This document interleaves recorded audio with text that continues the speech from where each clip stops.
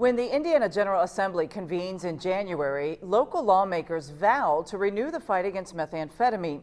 Politicians and police alike from the area want an over-the-counter cold medicine called pseudoephedrine, available by prescription only. While this proposal is unpopular with the retail lobby and the public, those in the fight against meth say it's Indiana's last and only option to rid the state of the devastating drug.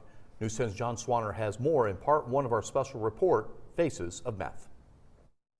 You don't have to be a meth user to know the components of a meth lab. Valley residents know them well: lithium batteries, coffee filters, and hydrous ammonia. But the essential ingredient in cooking meth is a legal drug called pseudoephedrine. It's found in common cold medicines.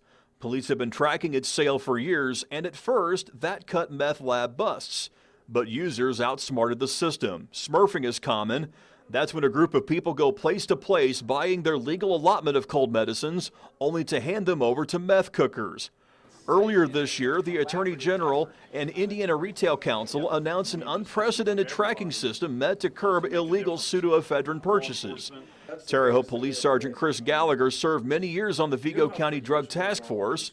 As much as Gallagher appreciates the Attorney General's efforts, he says it's proven tracking simply doesn't work. If anything, it's driven the black market price of pseudoephedrine higher.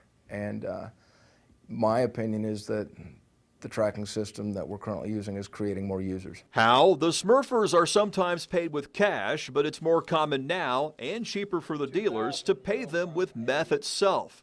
Meanwhile, the number of meth lab busts continue to climb. These statistics come to News 10 from the Indiana State Police. Police busted 1,726 labs in 2012, setting a record in Indiana.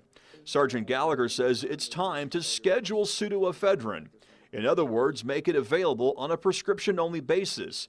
That's already the law in Oregon and Mississippi, and it's taking place right now in Missouri, county by county. Just as in Mississippi and Oregon, how their lab problem has all but disappeared or drastically been reduced, the Missouri counties that are scheduling have seen major reductions in meth labs.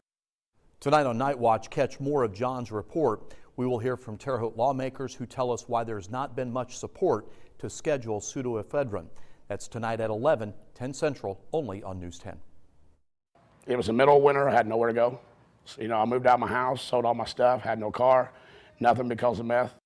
And tune in tomorrow night to catch part 2 of Faces of Meth. News 10's Patsy Kelly brings you one man's story about the seductive side of meth, his 22-year struggle with this destructive relationship, and his hope for the future.